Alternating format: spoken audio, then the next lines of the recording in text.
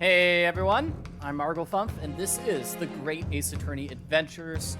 We cannot detain our English guest any longer. I ask the prosecution and the defense now, one last time. Does either side have any further evidence to present to the court? I presume not, but... Well, I presume we're gonna present the piece of evidence that we just got, right? No, the prosecution did a great job. Nothing more to add, Your Excellency. Ryunosuke, we're out of options here. This really is our very last chance. I know I said that like the last 3 times, but this time it is our last chance. Your Excellency, the defense does have new evidence. That look. That unyielding stare of a true Japanese warrior. Well, Miss Brett? Yes, Your Excellency? If you don't mind, perhaps you could grace us with your presence a little longer. It's a delightful invitation, but I'm afraid it's not so very long until tea time. I'll have to politely decline. Forgive me, Miss Brett. It seems like I wasn't clear. I realized it was phrased as a question. However, I must ask you to treat that as an order. I've said it many times before, but the Japanese language makes no sense. My apologies, dear lady. So, counsel, what is this new evidence that demands the court's attention? Well, obviously, it's the new evidence that we just got.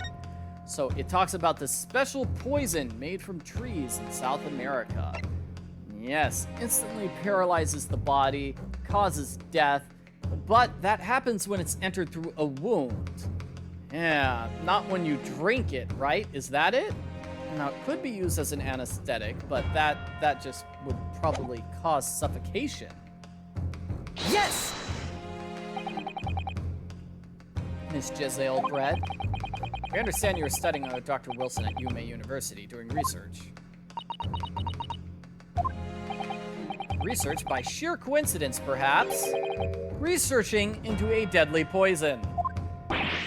Which is very relevant because we think the victim was poisoned. Poison? Where are you going with this, counsel? A toxin known as Curare, Your Excellency. Even the slightest amount in this deadly poison entering the body leads to instant death. Objection! What complete and utter nonsense? Curare, you say? Yeah, I'm not exactly sure how to pronounce curare. Because it's South American, I'm pronouncing it like it's a South American word, curare, as opposed to assuming it's an English word, because you'd have the silent E at the end of the word, in which case it'd be curare, rare. I don't know, curare sounds weird to me, so I'm going with curare. You wouldn't have heard of it. What do you mean? No, seriously, how often do you hear about new poisons, dude? I mean, you wouldn't have heard of Curare before for one reason. It doesn't exist in our country. It doesn't exist. Not in Japan. That's correct. So that means no matter what tests the police do for toxins, they'd never identify Curare. Why? Because there is no test for that here. Yes! So she used a foreign poison to poison the victim. I see. Order! Order! Counsel, does this deadly poison truly exist? According to this report, authorized by the visiting research student from England, according to the witness's own report, it's long been used by the tribespeople of South America as a poison to lace arrows. It seems like it's reasonably well known among European doctors and scientists. To lace their arrows? The report states it's produced from extract of a tree that grows in the Amazonian jungle, first brought back to Europe at the turn of the century by explorers. So it's been in England for about 100 years. It claims animals shot by arrows laced with curare, they suffer instant death. Wouldn't that about sum it up, Miss Brett? Objection! Trumpery! These aspersions are utter trumpery! To start with, if the victim had been administered some of the so-called deadly poison, he would have been squirming and writhing in pain, and the other diners would have noticed. True. What do you say to that, Inspector? Oh, he agrees. I would have noticed if he was poisoned and floating around. I don't remember anything like that either. I didn't notice the professor being in any kind of pain. But we know the professor had some sort of anesthesia, right? According to this, it's the other way around. What do you mean the other way around? The fact that the victim didn't show visible signs of distress is evidence that Curare was used. Explain yourself, Counselor. The moment the toxin enters a person's system, it causes instant paralysis. In other words, afflicted victims lose strength and are completely unable to move. Even if they were in total agony, there'd be no visible signs of pain at all. It's terrible. Obviously, if a man lost all strength in his muscles, he'd collapse on the floor. With a chair under him for support, as Dr. Wilson did, the effects could go largely unnoticed. I don't follow, Kazuma. That's just paralysis. I thought the poison caused instant death. The full explanation's extremely unpleasant. The poison causes immediate paralysis, as I said, leaving the victim unable to move. But after a short time, the paralysis is so severe it causes the muscles that control respiration to fail. Basically, your lungs start working. Stop working. The actual cause of death is suffocation. And all the while, the victim's conscious and aware, just move. That's hideous! To the observer, it would look almost like the victim is slipping peacefully into an endless sleep. For the victim himself, his final moments would be a living hell. That is the true nature of this deadly Curare poison.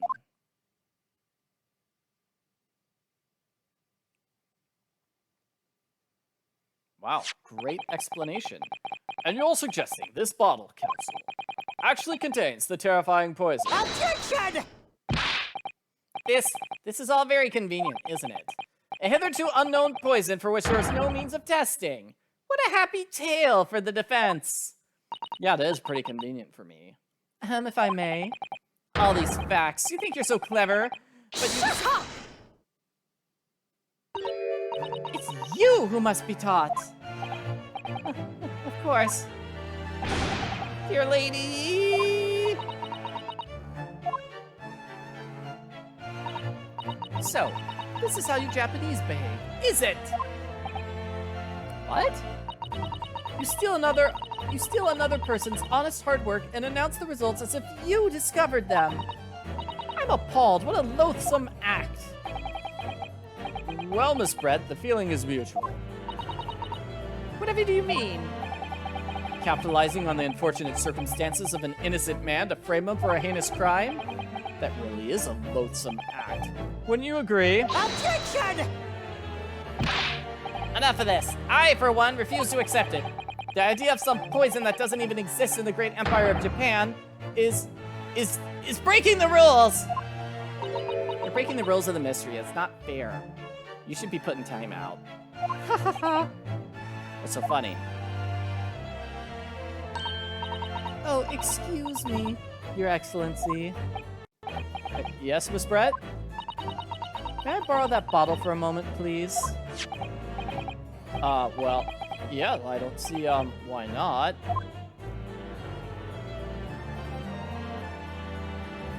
Oh man, now they're holding the bottle. Is she going to drink it to show that it's not poisonous? Is this her trick? Don't get too big for your boots, you insignificant little island boys. Sorry. To an Englishwoman such as myself, this whole affair is a farcical comedy. Your little police games, these foolish courtroom antics, it's laughable, really. But I'm getting bored of it all now. It's time for the games to end. Cheers!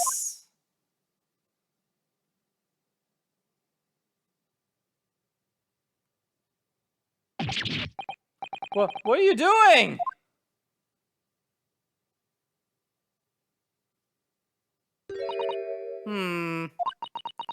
No sparkle left at all. How appropriate for this shabby affair.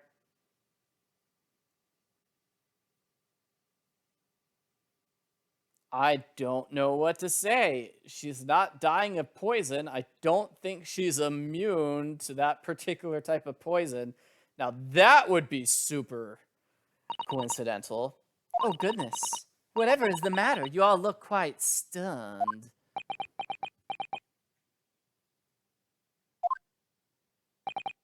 So, no curare? The bottle is clean? Is that what you're saying? Ha You look quite incredulous, little boy. But of course, that's the simple truth. Thanks for presenting the findings of my research so concisely here in this grand venue. Very kind. Thank you, waiter. Now then, Your Excellency. Yes, Miss Brett? I should like to be excused now.